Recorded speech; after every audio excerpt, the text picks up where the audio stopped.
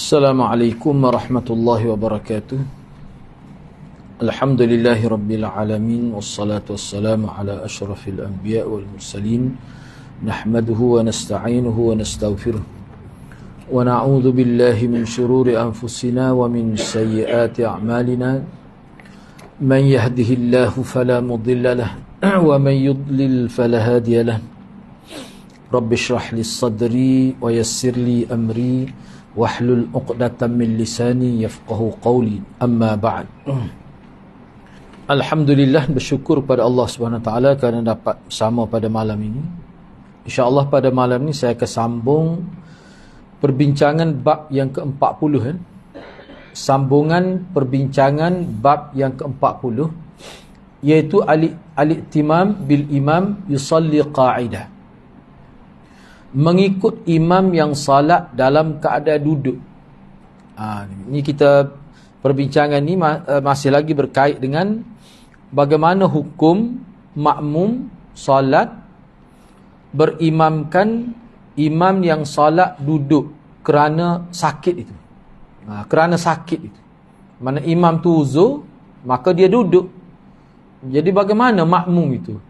Kena duduk juga ke? Ataupun dia kena berdiri? Jadi perkara ini termasuklah perkara khilaf. Apa sebab khilaf tu? Kerana ada hadis yang Nabi suruh duduk, ada hadis yang Nabi suruh berdiri, dan ada hadis yang Nabi tak kata apa sahabat berdiri.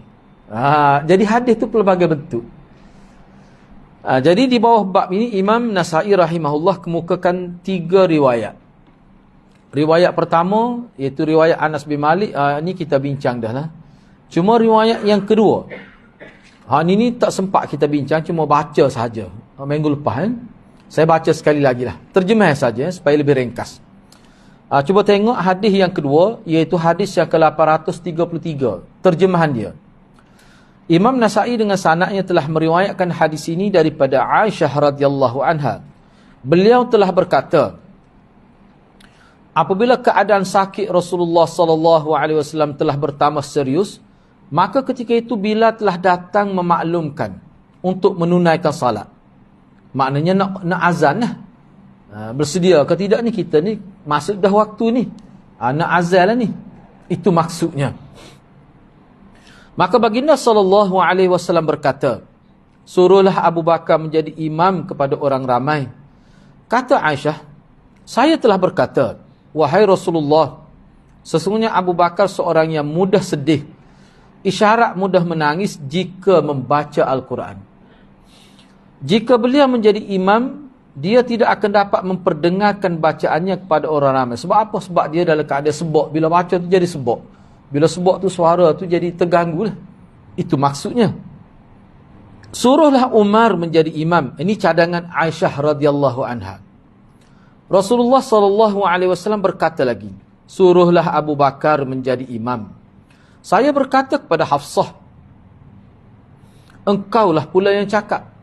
Jadi Aisyah kata kepada semua pula ayat ke Nabi ni, suruh orang lain lah, tak suruh Sayyidina Bakar. Dalam keadaan gini, dah lah Sayyidina Bakar tu jenis gitu. Dalam keadaan Rasulullah sakit pula, sedih dia, bila sedih ni baca Quran pun jadi tak boleh nak kawal. Itu maksud dianya. Baik, dia suruh Hafsah pula ayat. Maka Hafsah pun buat begitu. Maka Rasulullah sallallahu alaihi wasallam berkata, kamu ni tak ubah seperti sahabat Yusuf. Suruhlah Abu Bakar menjadi imam. Aisyah pun berkata, orang ramai telah menyuruh Abu Bakar menjadi imam. Selepas Abu Bakar menjadi imam, maka Rasulullah sallallahu alaihi wasallam telah merasakan dirinya agak ringan. Dia rasa tahan, tidak teruk manalah. Kata Aisyah, Rasulullah telah bangun dengan dipapah oleh 2 orang. Kedua kakinya telah melangkah tu sebenarnya. Kedua kakinya telah melangkah. Tertinggal H tu Kedua kakinya telah melangkah dalam keadaan menggesel tanah kerana masih lemah. Dah bila dia diangkat, dia pegang di bawah ketiak 2 tu, jadi kaki tu rapat juga di tanah. Jadi menyebabkan kaki itu jadi bergeser dengan tanah. Jadi mengeluarkan bunyi. Mengeluarkan bunyi maksudnya. Jadi apabila Rasulullah telah masuk ke dalam masjid, Abu Bakar telah mendengar dengusan nafas baginda sallallahu alaihi wasallam. Lalu beliau telah bergerak untuk undur ke belakang. Dia tengok, dia perasan Nabi masuk, dia pun undur lah.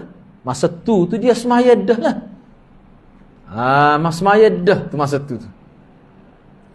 Namun baginda sallallahu alaihi wasallam telah mengisyaratkan agar beliau tetap di tempatnya. Kata Aisyah, Rasulullah sallallahu alaihi wasallam telah datang sehingga beliau berada di bahagian kiri Abu Bakar. Ini sebut kiri. Dalam keadaan duduk. Dia pergi tu duduk di tepi Sayyidina Bakar. Dalam keadaan duduklah di sebelah an yasari Abi Bakrin. Yasar ni mana sebelah kiri. Dah itulah jadi dalil pada ulama maksudnya Nabi jadi imam ni. Kerana duduk sebelah kiri itulah. Sebab kalau duduk sebelah kanan apa ni dia tidak sebab kalau sorang sebab Sayyidina Bakar dia tidak duduk dalam sah ramai-ramai ni. Mungkin dia terimam. Jadi nak undur, nak masuk dalam sah Nabi isyarat. Maka nak teguhlah. Duduklah di tempat kamu. Jadi maknanya Sayyidina Bakar duduk di sah imam tu. Di mihrab tu. Maka Nabi mari duduk tepi sebelah kiri. Maknanya kedudukan tu kalau nak kiranya jelasnya Nabi jadi imam. Baik. Maka Rasulullah telah salat sebagai imam, jelas lagi sebut. Dalam keadaan duduk. Dan Abu Bakar salat dalam keadaan berdiri. Abu Bakar telah mengikuti Rasulullah manakala orang ramai telah mengikuti Abu Bakar radhiyallahu anhu. Baik, itu hadisnya. Baik, cuba tengok perbincangan dan pedoman hadis. Yang pertama hadis Aisyah adalah muttafaq alaih. Hadis ini hadis muttafaq alaih. Yang kedua, melalui bab ini dan beberapa hadis yang telah dikemukakan oleh Imam An-Nasa'i, beliau ingin menjelaskan hukum sah makmum salat dalam keadaan berdiri dengan mengikut imam yang salat dalam keadaan duduk. Maksudnya hukum dia sah. Ni antara fiqh Imam Nasa'i lah. Pandangan An-Nasa'i ini berbeza dengan pandangan mazhab Maliki dan mazhab Ahmad itu, mazhab Hanbali lah, yang mewajibkan makmum duduk kerana imam duduk. Jadi Imam Ahmad pun antara yang berpendapat gitu juga. Memang ada hadis pun, atau kita akan bincang selepas ni tu. Sebab Imam Syafi'i tidak begitu. Imam Syafi'i kata tak boleh kena berdiri juga. Hak tu imam tu biarlah mungkin dia sakit, dia mung tak sakit. Kalau mung sakit juga tak apa. Gitu. Dalam mazhab Syafi'i. Bahkan Imam Syafi'i pun begitu. Bukan sekadar mazhab dia sendiri pun berpendapat begitu. Selepas ni kita akan tengok khilaf ni termasuk dalam isu khilaf di kalangan para ulama. Jadi kalau mengikut mazhab Maliki dan juga Imam Ahmad sendirilah, dia kata wajib makmum duduk. Sebab apa? Ju'ilal imam liyutamma bi. Sebab imam ni memang dia tu dia letak depan supaya diikuti. Kena ikutlah. Bila kata ikut maknanya kena serupa. Itu maksud dia. Yang ketiga, hadis ini menegaskan kedudukan salat berjemaah yang begitu ditekankan pelaksanaannya oleh Nabi SAW. Namun apabila keadaan yang tidak mengizinkan, maka ada kelonggaran untuk tidak melakukannya. Sebagian ulama menjelaskan Nabi SAW pada peringkat awal tidak dapat hadir jemaah dan menyuruh Abu Bakar menggantinya sebagai imam. Namun apabila keadaannya agak lebih baik dan dirasakan sedikit ringan, maka beliau telah menggagahi diri dengan dibantu oleh dua orang untuk salat bersama dengan jemaah. Peringkat awal tak segi lah, tak boleh nak pergi. Tapi bila rasa ringan sikit tubuh tu, angkat dia pergi. Dipapah oleh dua orang lah. Lepas ni kita akan tengoklah dari riwayat mana Ibnu Abbas dengan Sayyidina Ali. Sayyidina Ali tu disebut. Baik. Jadi keadaan ini dilihat sebagai mengambil yang lebih susah dengan meninggalkan yang rukhsah. Maksudnya begini. Kalau nak kiranya, kalau siapa tahap kena akad tu, ulama kata tak wajib dah. Dalam mana-mana mazhab pun kata tak wajib. Sebab di situ ada rukhsah. Tapi Nabi ambil yang berat. Nabi tinggalkan rukhsah. Nak ayatnya pentingnya salat jemaah tu. Padahal kalau tak pergi dalam keadaan siapa kena papah, kena akad, tak wajib dah pergi. Kalau bagi ulama, bagi mazhab yang kata wajib jemaah pun, tak wajib. Kalau siapa tahap tu. Tapi Nabi ni tak. Mana dia tidak guna rukhsah di sini. Tapi dia tetap ambil yang asyak, yang susah. yang lebih berat. Daripada sinilah ulama fahamnya. Ini sebagai menyatakan harus meninggalkan yang susah, tapi ambil yang lebih susah. Bila kita boleh buat. Cuma di sini ulama faham ayatnya penekanan Nabi tentang pentingnya, perlu dititik beratkan salat Jumaat tu. Sakit setahun tu pergi lagi. Padahal kalau nak kira dari segi hukum umumnya, kalau siapa tahap tu tak wajib dah. Tak pergi pun tak apa dah. Bahkan boleh pahala Jumaat juga kalau tak pergi pun. Bapa? Muka sakit. Tu. Orang biasa pergilah. Orang biasa mari sama Jumaat tak boleh pergi kerana sakit tu. Dia boleh pahala. Pahala sepuluh Jumaat juga. Sepuluh mari Jumaat di masjid. Baik. Yang keempat, hadis ini menjelaskan kelebihan Abu Bakar berbanding para sahabat yang lain. Yang kelima, harus seseorang berbincang dan mengutarakan pandangan kepada orang yang lebih tinggi kedudukan daripada dia. Jadi kita nak uji pandangnya kepada orang lain yang lebih tinggi kedudukan, yang lebih alim. Tak salah dalam agama. Jangan kita kata, siapa mu nak uji pandangnya ke dia tu? Boleh. Yang keenam, adab ketika bersama dengan orang yang lebih mulia. Jadi tindakan Abu Bakar yang cuba undur ke belakang untuk berada bersama saf makmum kerana menyedari kehadiran orang yang lebih hebat daripada dia, yakni Rasulullah sallallahu alaihi wasallam. Yang ketujuh, sebab itulah boleh kata semua ulama hak dekat dengan tu iman ni kena wi pada orang yang berkebolehan. Semua ulama terima tu lebih afdal, sesuai dengan sunnah Nabi, sesuai dengan praktik zaman Nabi, sesuai secara akli, sesuai berlaku. Yang ketujuh, menangis walaupun dengan kadar yang banyak tidak membatalkan salat. Sebab hal ni bukan disengajakan. Sahabat lain tidak menangis, saya nak bakal berlaku gitu. Kalau tidak, kalau buat-buat tu tak boleh ulama kata. Saya nak bakal ni dia berjerit, menangis, basah baju. Sebut dalam asar sahabat. Terbukti setelah disebutkan oleh Aisyah keadaan Abu Bakar, Nabi SAW tidak bantah. Bahkan beliau tetap menyuruh Abu Bakar menjadi imam salat. Ini sebagai takrir, pengesahan. Tak apa kalau sekadar tu. Tidak buat-buat tu. Sahabat lain tidak setahu tu. Sayyidina Umar tidak gitu. Relax dia masa jadi imam. Tapi Sayyidina Bakar tak boleh.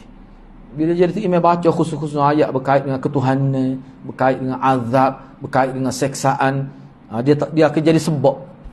Itu Sayyidina Bakar. Jadi Aisyah sebagai anak dia ni, dia tahulah keadaan ayah dia tu. Yang ke-8, Nabi SAW dalam keadaan ini telah mengambil tindakan secara isyarat dan ia difahami oleh ulama sebagai memadai dan lebih sopan daripada menggunakan bahasa. Sebab Nabi buat gini, Nabi dalam setengah, ada juga setengah Nabi kata makanan. Tapi orang ni tak. Nabi buat begitu ya.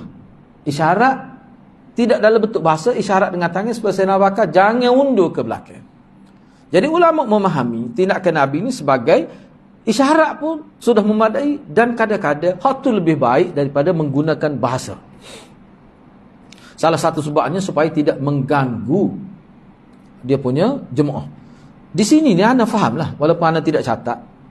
Tadi pun sempat anda rujuk dalam beberapa, setengah-setengah ulama menganggap berkemungkinan maksud Nabi ni supaya tidak mengganggu, dan terbukti kenapa dalam kisah ni sahabat-sahabat hak jauh sebab penuh masjid semaya ni.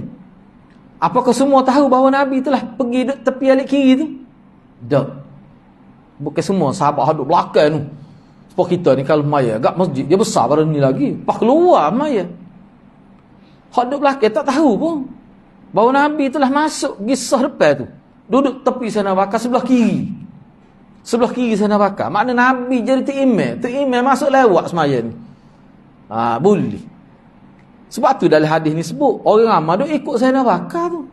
Moga Nabi duduk, tak nampak keadaan Nabi tu terselindung sebab Nabi duduk. Jadi Sayyidina Bakar tu sebagai apa? Muballigh.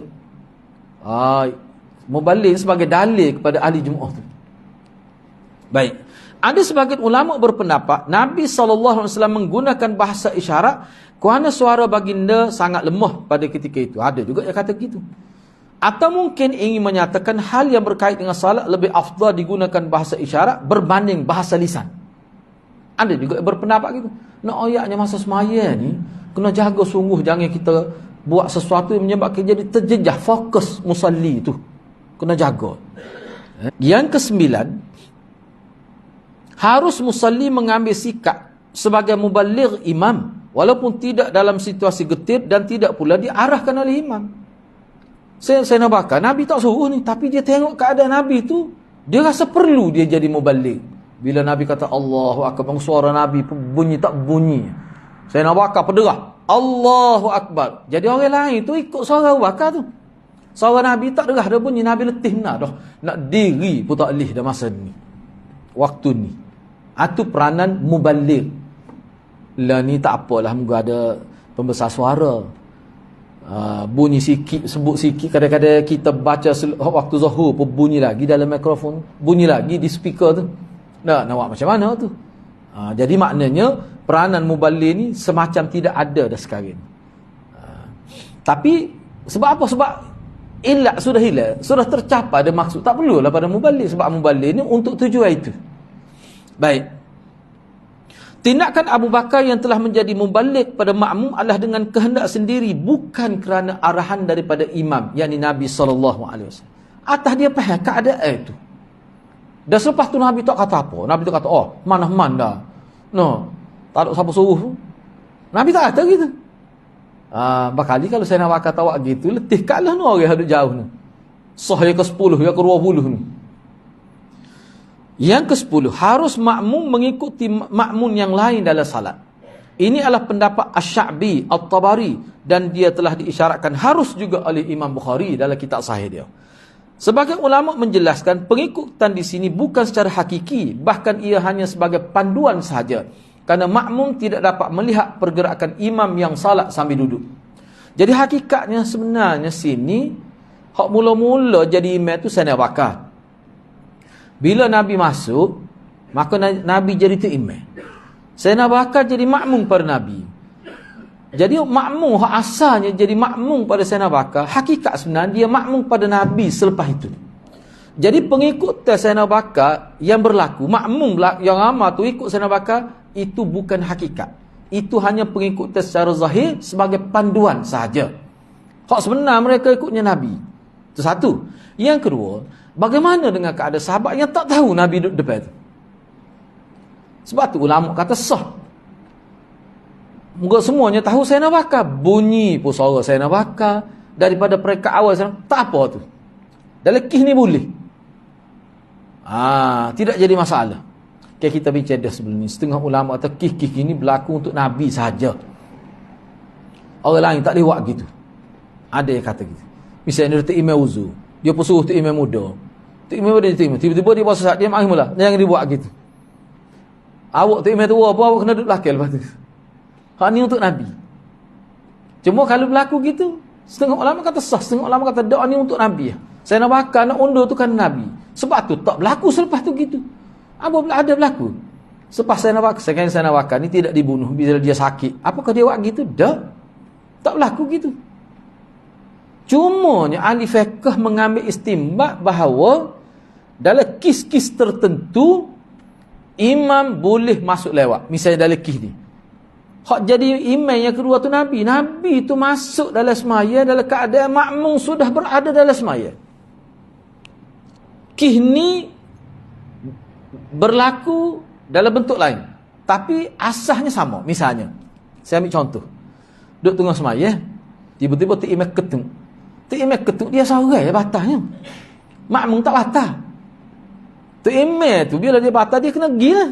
Bila dia pergi, sama ada dia isyarat orang lain mari kot, orang yang duduk semaya bersama dia boleh. Misalnya kata dia minta orang yang semaya di belakang dia, ganti dia isyarat ganti. Kalau tu masuk. Hak tu tak ada masalah. Dalam kes ni boleh juga orang lain jadi tu imam. Hak baru mari, suruh orang lain jadi tu imam. Boleh. Jadi maknanya akan berlaku makmum sudah dulu daripada tu imam. Boleh. Dalam mazhab Syafi'i boleh. Inilah istimbat dia.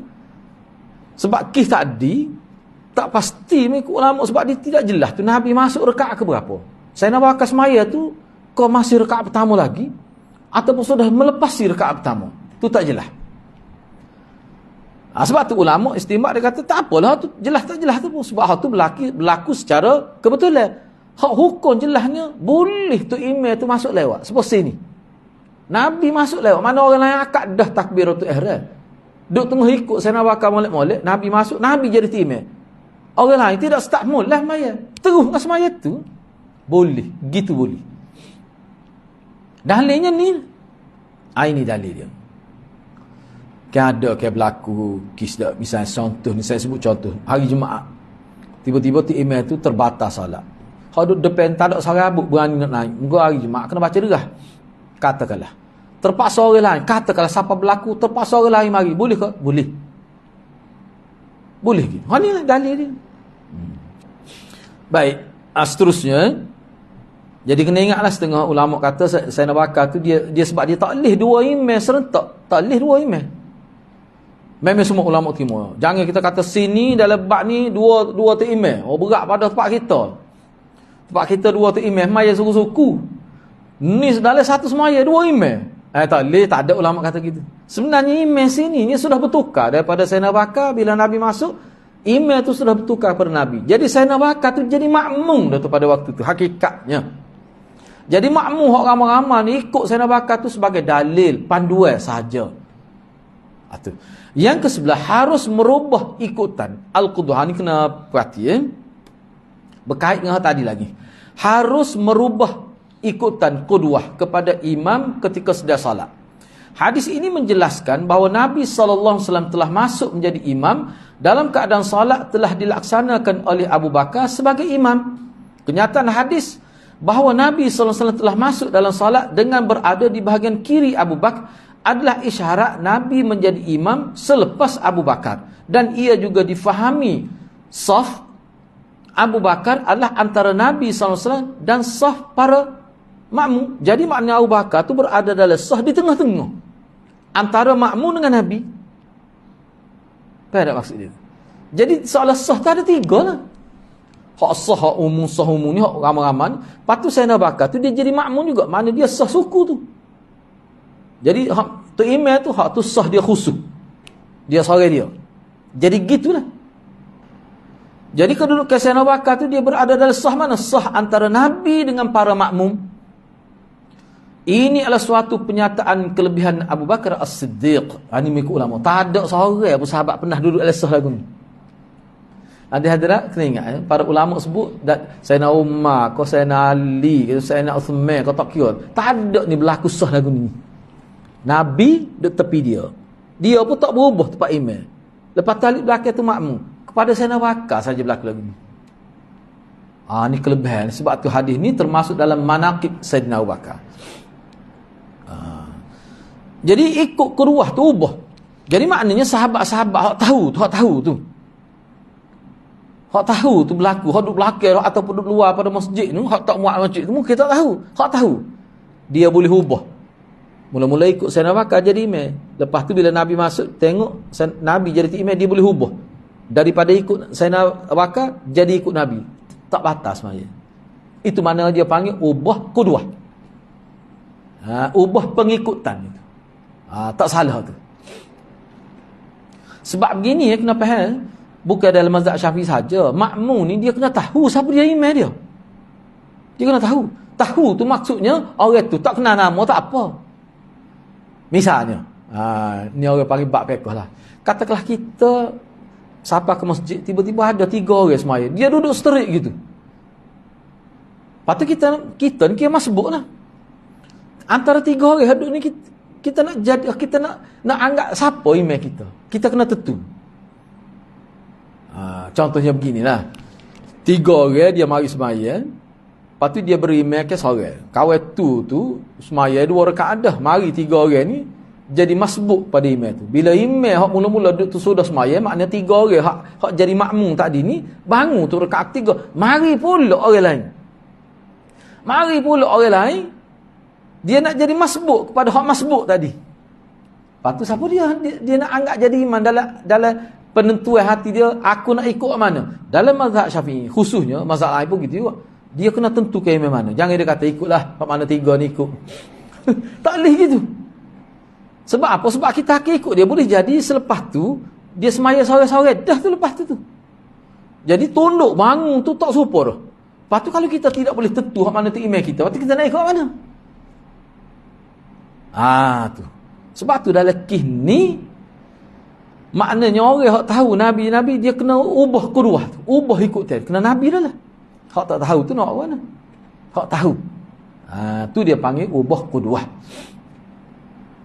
Yang ke-12, harus takbiratul ihram makmum mendahului takbiratul ihram imam. Maknanya imam masuk lewat. Ni contoh ni tadilah. Selain berdalil dengan hadis ini, maka riwayat Arqam bin Shurahbil juga menjadi dalil dalam isu ini. Arqam bin Shurahbil telah meriwayatkan daripada Ibnu Abbas radhiyallahu anhu yang menyebutkan Nabi sallallahu alaihi wasallam telah memulakan bacaan dalam salat selepas Abu Bakar selesai membacanya. Tu dalil. Kisah sama, cuma riwayat berbeza. Jadi dalam riwayat Arqam bin Shurahbil ni, maknanya Nabi masuk dalam semaya ni sama ada rakaat pertama atau rakaat kedua. Sebabnya selepas Nabi baca ayat selepas Fatihah. Lepas tu bila Nabi masuk, Nabi baca pula ayat tu. Ayat lain lah. Maka sahabat pun tahulah, selepas ni Nabi dah jadi imam ni, maka masing-masing niat kita ikut Nabi dah lepas ni. Berubah dah kedua. Itu maksudnya. Jadi kalau berdasar pada riwayat Arqam ni lebih nyata daripada riwayat hak ni. Riwayat hak kita sudah baca, riwayat Aisyah ni. Lebih nyata lagi. Yang ke-13, tindakan Nabi SAW yang menekankan Abu Bakar untuk menjadi imam salat difahami oleh ulama sebagai mengutamakan individu yang afqah dan aqra. Sebab Sayyidina Bakar ni memang afqah. Mana sahabat Nabi yang mendalam pemahaman fiqh, dan dia ni antara aqra, lebih memahami Al-Quran. Bukan kata jahil Sayyidina Bakar ni. Tu afqah dan aqra. Kena ingatlah bila kata aqra, istilah zaman Nabi, bila seorang ni mahir Quran, bukan mana pandai baca saja. Kita bincang dah sebelum ni. Maksud aqra, orang yang lebih faham tentang Quran, dia reti seluk-beluk Quran dengan asbab nuzul, hukum, hakam, dia faham, bukan sekadar baca saja. Tu mana aqra dalam istilah mutaqaddimin. Khususnya di zaman Nabi, zaman sahabat, zaman tabi'in. Tu pemahaman dia. Sepuluh ni kalau aqra boleh kata qiraat lah misalnya. Baca Quran hafal sekadar tu saja. Dulu tidak. Istilah aqra ni lebih luas. Mahir Al-Quran dalam pelbagai bidang Al-Quran. Jadi afqah adalah orang yang lebih memahami hukum hakam agama, manakala aqra adalah yang mahir tentang hal-hal yang berkaitan Al-Quran, bukan sekadar pandai baca sahaja. Yang ke-14, kenapa ulama berbeza pendapat dalam isu ini? Ada yang mengatakan Nabi SAW menjadi imam, dan ada yang mengatakan Abu Bakar jadi imam. Khilaf mbak ni. Masa Nabi masuk tu Nabi jadi imam. Sayyidina Bakar Nabi jadi makmum. Maknanya Sayyidina Bakar kekal jadi imam. Ada setengah ulama kata tak, sudah berpindah dah jawatan imam, kedudukan imamah tu sudah berpindah pada Nabi. Dan sahabat tahu pun sudah ubah dah kuduah dia tu daripada Sayyidina Bakar kepada Nabi. Tapi kini ulama khilaf. Ada kata Sayyidina Bakar kekal jadi imam, ada kata Nabi jadi imam selepas daripada tu. Apa yang jadi gitu? Apa yang ulama berbeza pandangan? Baik, perbezaan pendapat berlaku kerana ada beberapa riwayat yang berbeza. Ada yang menyebutkan Nabi SAW yang menjadi imam seperti riwayat Aisyah dalam bab ini, dan ada riwayat yang menyebutkan Abu Bakar menjadi imam seperti riwayat Syu'bah daripada Al-A'mash, daripada Ibrahim, daripada Al-Aswad, daripada Aisyah yang menyebutkan bahawa Nabi SAW telah salat di belakang Abu Bakar. Makna riwayat Aisyah juga sahih juga. Tapi kalau kita tengok riwayat Aisyah ni, terang tu duduk alik kiri, lepas tu sebut dia jadi imam, terang. Tapi ada dalam riwayat lain daripada Aisyah juga, sebut jelas Sayyidina Bakar jadi imam sebab dia sebut Nabi salat di belakang, di bahagian belakang Sayyidina Bakar. Maknanya Nabi mari duduk ni, dia tidak duduk sebelah kiri. Dia sebab gini, sebab riwayat lepas ni kita akan jumpa Nabi duduk di sisinya, tak sebut alik kiri. Ada riwayat gitu. Nabi mari duduk fi jambihi, di sebelahnya. Sebelah mana? Patut ada pula orang yang kata belakang. Kalau duduk alik kanan, maknanya Nabi jadi makmum. Tu jadi punca khilaf. Baik. Manakala dalam riwayat Masruq juga, daripada Aisyah menyebutkan bahawa Nabi SAW telah salat di belakang Abu Bakar dalam keadaan duduk semasa sakitnya yang membawa kepada kewafatan. Dari riwayat Masruq daripada Aisyah juga sebut terang Nabi duduk alik belakang Sayyidina Bakar. Jika diperhatikan, ini conclusion yang dibuat oleh sahabat, oleh ulama lah. Iaitu kalau kita perhatikan hadis-hadis ni, Hadis untuk menjelaskan, jika diperhatikan kebanyakan riwayat-riwayat berkenaan adalah daripada Aisyah. Boleh kata daripada Aisyah riwayat ni. Dan ia dikeluarkan oleh Imam Bukhari dan Muslim. Makna dalam Bukhari Muslim, bukan main-main hadis tu. Keadaan ittirab yang berlaku tidak menjejaskan hadis-hadis berkenaan. Jadi tak sama. Ada riwayat Aisyah belaka, mau orang panggil madarnya sama. Semua daripada Aisyah. Tapi ada kata duduk belakang, ada kata duduk tepi, tak sebut alik kiri, ada kata duduk alik kiri. Jadi makna daripada Aisyah, tapi ada kata dia jadi ta'imam, ada kata jadi makmum. Ni dia panggil ittirab. Sebabnya ittirab ni hukum asal. Kalau kita baca hadis, satu isu diriwayatkan dalam riwayat berbeza oleh orang yang sama, tiba-tiba maklumat tak sama, tu dia panggil ittirab. Orang Kelantan kata tak tetap. Ini gini, ini gini. Tak tetap tu menunjukkan daif hadis tu. Tapi hak ni tak. Dia boleh dijamakkan, dikompromikan hadis. Cuba tengok bagaimana bentuk nak mengkompromikan hadis yang nampak bercanggah ni. Sebab tu di sini ulama kata ittirab ini tidak menjejaskan. Sebab apa? Cuba tengok. Untuk menjelaskan bahawa hadis-hadis berkenaan sahih tu semuanya, hadis tu sahih semuanya tu, boleh dijamakkan, yakni dikompromikan, dan tidak berlaku pertemuan pada hakikatnya. Ada kata Nabi jadi ta'imam, ada kata Nabi jadi makmum. Tak, dia tidak bertemu hakikatnya. Lagu mana kita nak faham? Gini. Boleh dilihat kepada penjelasan Imam Al-Baihaqi berikut. Jadi Imam Baihaqi dia buat analisa lah hadis ni.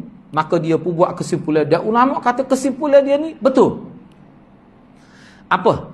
Solat yang Nabi SAW menjadi imam adalah solat zuhur yang berlaku pada hari Sabtu atau hari Ahad. Kalau tu memang Nabi jadi tu imam.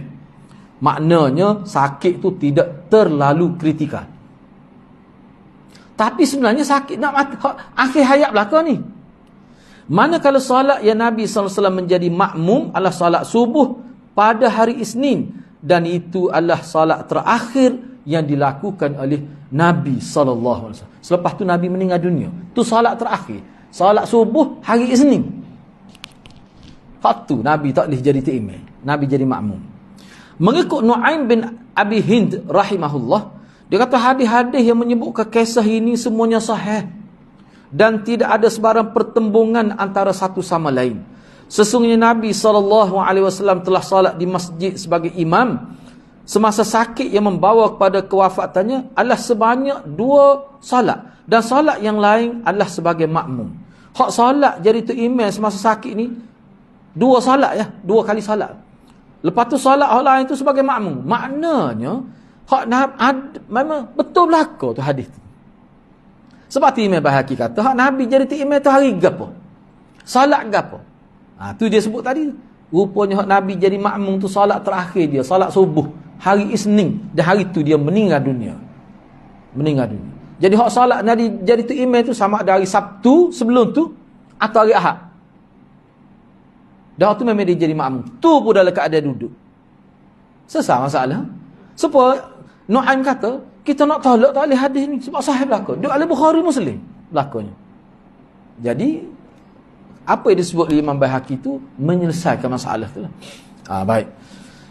Seterusnya hadis yang ketiga. Hadis 834 ni hadis yang ketiga.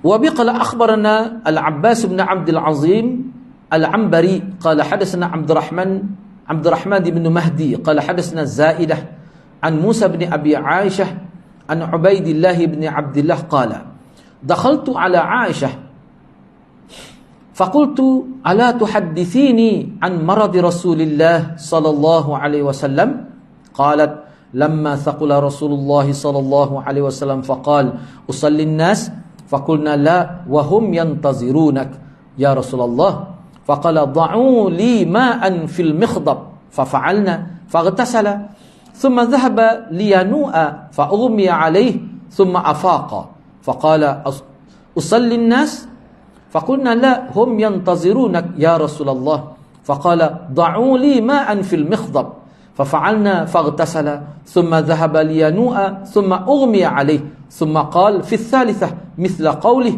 قالت والناس عكوف في المسجد ينتظرون رسول الله صلى الله عليه وسلم لصلاة العشاء فأرسل رسول الله صلى الله عليه وسلم إلى أبي بكر an salli bin nas.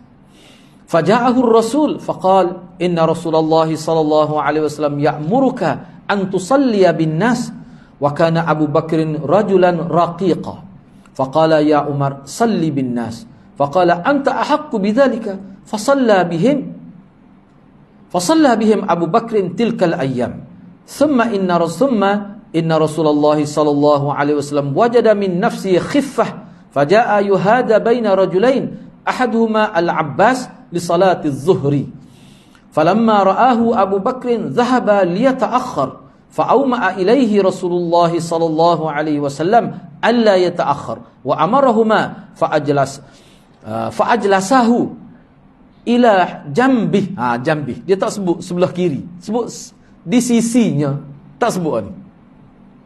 Faja'ala Abu Bakr yusalli qa'ima wan nas yusalluna bi salati Abi Bakr wa Rasulullah sallallahu alaihi wasallam yusalli qa'ida. Fadakhaltu ala ibn Abbas faqultu ala a'ridu alayka ma haddathatni Aisyah an maradi Rasulillah sallallahu alaihi wasallam. Qala na'am.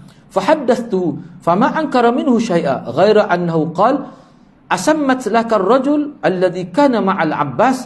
Qultu la. Qala huwa Aliyun karramallahu wajhah. Imam Nasai dengan sanad telah meriwayatkan hadis ini daripada Aisyah, daripada Aisyah lah, daripada Ubaidillah bin Abdullah. Beliau telah berkata, saya telah masuk menemui Aisyah. Jadi hadis ni disebut sebagai hadis Aisyah. Jadi bila dia masuk jumpa Aisyah, Ubaidullah bin Abdullah, dia pun kata, dia kata kepada Aisyah lah, ceritakanlah kepada saya tentang sakit Rasulullah. Saya nak tahu Rasulullah ni sebelum meninggal dia lagu mana pengalaman Rasulullah sakit sehingga membawa pada kewafatan. Cuba cerita kepada saya. Sebenarnya dia tanya demi ulama, dia nak tanya bagaimana semaya Nabi di akhir hayat Nabi. Baik. Maka Aisyah pun ceritalah.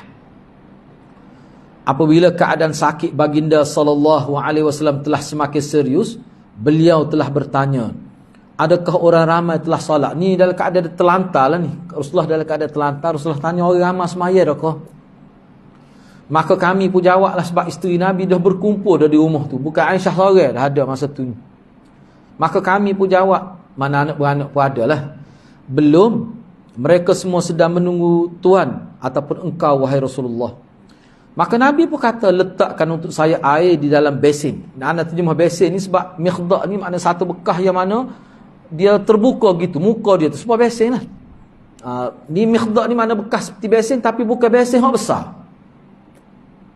Kami pun sediakan air berkenaan. Baginda sallallahu alaihi wasallam telah mandi. Kemudian beliau cuba untuk bangun dengan agak sukar dan tiba-tiba beliau pengsan dan selepas itu sedar kembali. Selepas itu beliau bertanya lagi, adakah orang ramai telah salat? Kami pun jawab, belum. Mereka sedang menunggu engkau wahai Rasulullah. Beliau pun berkata, letakkan air dalam besin. Kami lakukan. Baginda sallallahu alaihi wasallam telah mandi. Kemudian cuba untuk bangun dengan agak sukar dan tiba-tiba beliau pengsan lagi. 2 kali pengsan. Lepas ni kali ketiga. Kemudian beliau berkata dengan kata-katanya sama untuk kali yang ketiga. Makna sampai 3 kali. Aisyah pun kata kepada Ubaidillah, pada waktu ni orang ramai ni sedang beriktikaf di masjid. Dah lama lah tunggu ni. Sahabat tunggu biar pakai iktikaf di masjid, duduk berzikir.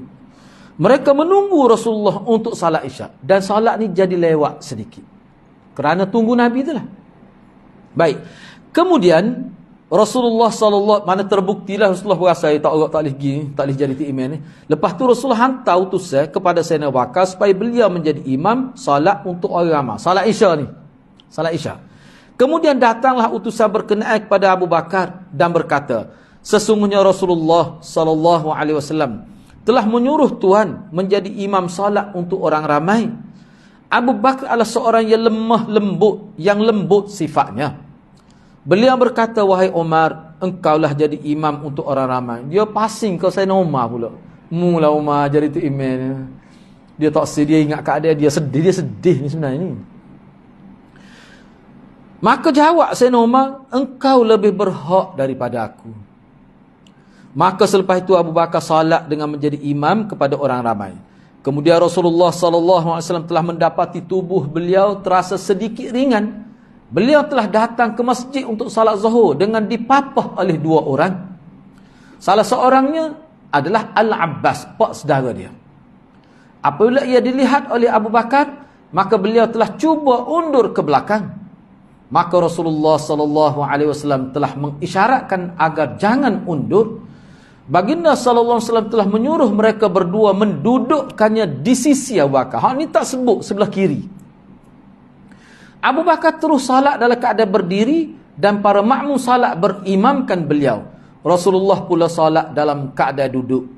Kata perawi hadis ni, Ubaidillah bin Abdillah tadi, hak dia tanya Aisyah tadi, dia kata saya telah masuk menemui Ibnu Abbas lalu bertanya. Jadi kata Ubaidillah, saya telah masuk menemui Ibnu Abbas, sepupu Nabi. Ayah dia tadi apa ni tadi Abbas tu mana ayah dia lah. Abbas tu. Dia ni Abdullah nama. Orang panggil Ibnu Abbas lah. Lalu bertanya, maukah engkau cerita? Maukah engkau jika aku ceritakan apa yang telah diceritakan oleh Aisyah tentang sakit Rasulullah? Tu. Ni Ubaidillah ayat. Beliau menjawab. Beliau tu siapa? Ibnu Abbas lah. Ya, silakan. Lalu aku ceritakannya. Dia tidak membantah walau sedikit pun. Cuma beliau bertanya aku, kata Ubaidillah, adakah beliau yakni Aisyah ceritakan kepada engkau siapa lelaki bersama Al-Abbas tu, hak papa Rasulullah tu? Aku jawab, dia tak ada royak pula. Aisyah tak ada royak pula. Jadi Ibnu Abbas kata, lalu beliau berkata, lelaki yang seorang lagi tu sebenarnya Ali lah. Sayyidina Ali karramallahu wajhah. Ni. Memang hak ni ulama terima memang betul lah. Jadi ana ambil sedikit sebab hak ni ringkas saja, kita habiskan ni. Hadis Aisyah adalah muttafaq alaih. Yang kedua, perbincangan hadis ini telah pun disebut dalam hadis lepas lah, ada dah bincang ni. Yang ketiga, perbezaan ulama tentang salat di belakang imam yang salat dalam keadaan duduk. Hafiz, hak ni kita bincang semula lah insya-Allah ya. Kita bincang minggu hadapan lah. Sebabnya hak ni sebenarnya kalau selalu pun tak ada masalah gapo ni perhabis bab ni kita perhabis bab ni. Dia begini jadi isu ana sebut dah sebelum ni. Setengah ulama mengatakan hak berlaku ni, setengah ulama kata hak ni khusus untuk Nabi lah. Orang lain tak boleh buat gitu. Bila dah huzur suruh orang lain. Memang dalam mazhab Syafi'i ditekankan sangat dalam kitab hak kita belajar tu pun. Memang kalau sakit siapa tak boleh berdiri, sebab berdiri ni termasuk arkanus salah, min arkanis salah. Salah satu rukun semaya. Makna penting. Jadi kalau imam siapa tak boleh nak berdiri, lebih afdal suruh orang lain. Ni termasuk dalam bab istikhlaf. Minta orang lain ganti. Salah satunya kerana imam sakit, siapa tak boleh berdiri. Sebab tu setengah ulama kata hak ni khusus untuk Nabi. Tapi kebanyakan ulama tidak kata begitu. Dia kata boleh. Jadi khilaf pula. Cuba kita tengok. Jadi perbezaan ulama tentang salat di belakang imam yang salat dalam keadaan duduk. Hafiz Abu Bakar ataupun lebih terkenal dengan Ibnul Munzir rahimahullah menyebutkan beberapa sebab berlakunya khilaf dalam masa. Apa yang jadi khilaf tu apa? Nak tahulah apa jadi khilaf. Yang pertama, sebahagian ulama menjelaskan bahawa makmum mesti salat duduk kerana mengikut perintah Rasulullah sallallahu alaihi wasallam yang telah memerintahkan para sahabatnya yang salat di belakangnya dalam keadaan berdiri agar mereka duduk sebagai ittiba' imam, sebagai ikut imam.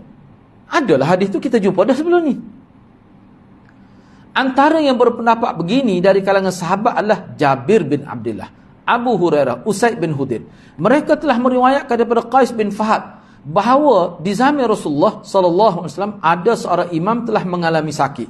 Qais berkata, imam berkenaan solat dalam keadaan duduk dan kami semua pun solat dalam keadaan duduk. Sebab apa? Sebab memahami ada hadis yang Nabi suruh duduk. Jadi sahabat amal dah. Hak ni pernah menjadi amalan sahabat ni. Baik. Abu Bakar Ibnul Munzir berkata, ini adalah pendapat Ahmad bin Hanbal. Ni hak tidak sahabat ni dalam tokoh mazhab. Misalnya yang kata kena duduk, kalau tu imam duduk kena duduk makmum. Biar makmum sehat pun. Antara berpendapat gini hak tidak sahabatnya, misalnya Imam Ahmad bin Hanbal, Ishaq bin Rahawai. Beliau menyebutkan lagi, ini adalah amalan Nabi SAW dan 4 sahabatnya, Usaid bin Hudair, Qais bin Fahad, Jabir dan Abu Hurairah. Maknanya bagi mereka kena duduk. Mesti duduk. Kalau tidak akan berlaku. Kalau tidak dia akan bercanggah dengan hadis ju'ilal imam liyutamma bih. Baik. Yang kedua, makmum tetap solat dalam keadaan berdiri jika mereka mampu. Biar tak imam duduk pun, dia kena berdiri. Masing-masing mereka solat mengikut kemampuan mereka. Ini adalah pendapat Imam Asy-Syafi'i. Tapi kalau kita tengok dalam mazhab Syafi'i, Imam Syafi'i kata kalau nak memulai solat kena cari tak imam ashab. Sebab dia ada berlaku gini. Duk tengah semaya tak imam tu masuk rakaat kedua, jadi ketah lutut. Masuk semaya rakaat pertama boleh berdiri molek tak imam. Masuk rakaat kedua tak boleh berdiri, dia duduk. Lagu mana? Kalau mengikut Imam Syafi'i dalam mazhab Syafi'i, Imam Syafi'i dan mazhab Syafi'i, dia kata makmum kekal berdiri. Kecuali ada juga makmum sakit atau apa, dia duduk. Bahkan Imam Syafi'i menjelaskan lagi, perintah Nabi SAW dalam hadis Anas agar mereka salat dalam keadaan duduk telah mansuh dengan hadis Aisyah, yang mana dalam hadis berkenaan baginda SAW telah sakit yang membawa kepada kewafatannya, telah salat dalam keadaan duduk, dan para sahabat salat dalam keadaan berdiri. Hak tu hak lain tu, hak terakhir. Hak ni lah. Hak lah, Nabi duduk, sahabat saya nak pakai apa berdiri. Hak ni lebih kuat lagi. Dan hak ni hak terkini. Jadi mengikut Imam Syafi'i, dia kata hak tadi sudah mansuh. Yang ketiga, pendapat ketiga adalah tidak harus orang sakit sehingga tak mampu berdiri jadi imam. Tak boleh jadi imam kalau sakit. Oh, tak harus. Inilah. Kebanyakan ada ramai kok ulama kata dia sakit, tak usah dah jadi imam. Kalau pergi pendapat yang ketiga ni, terangkatlah khilaf tadi. Tak ada masalah. Tak boleh.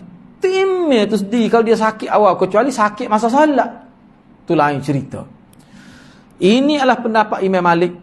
Beliau telah meriwayatkan daripada Al-Mughirah yang telah berkata, tidak mengkagumkan aku seorang imam yang salat dalam keadaan duduk kerana riwayat Jabir Al-Ju'fi. Sebab dalam riwayat Jabir Al-Ju'fi ni sebut bahawa kalau ti imam duduk, makmum kena duduk. Ni riwayat Jabir Al-Ju'fi.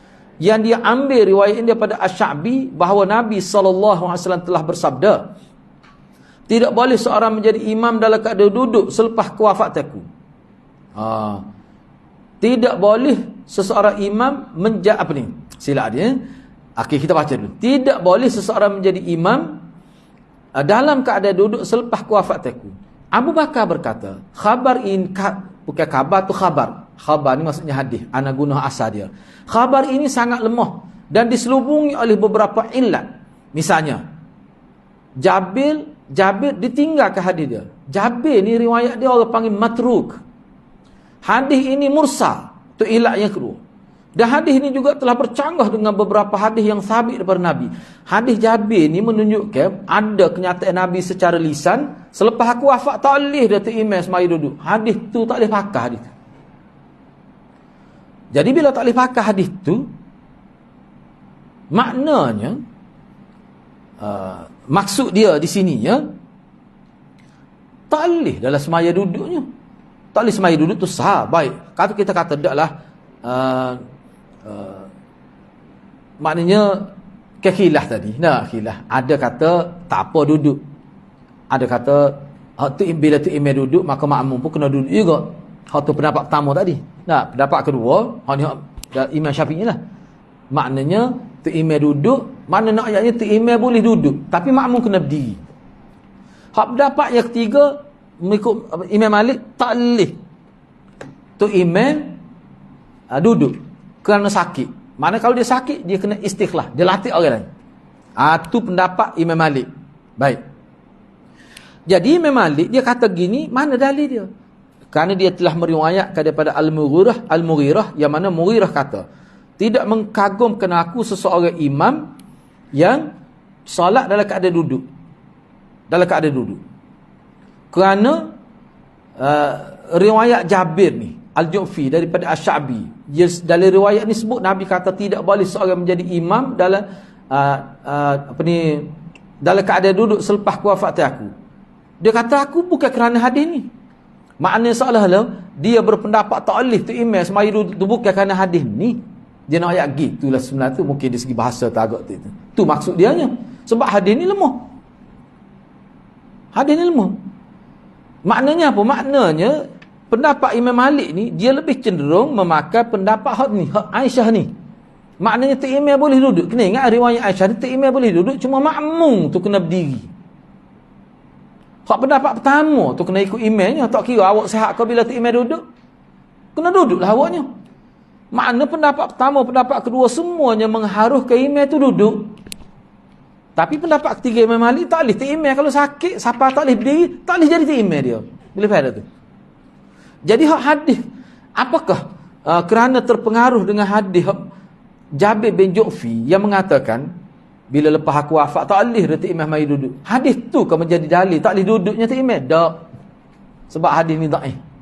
Patut ada ilat tiga dan ilat tu. Jabir Ju'fi ni majhulul hal, hadis dia matruk, lepas tunya hadis ni mursal terputus, patut hadis ni bercanggah dengan hadis lain lebih sahih. Maknanya hadis ni mungkar. Itu maksud dia. Boleh faham? Gitulah maksud dia. Tu. Kemudian bab yang ke-41 tu kita bincang semulalah, iaitu ikhtilafun niyatil imam wal ma'mum. Niat imam dengan makmum tu tak sama. Boleh ke tidak?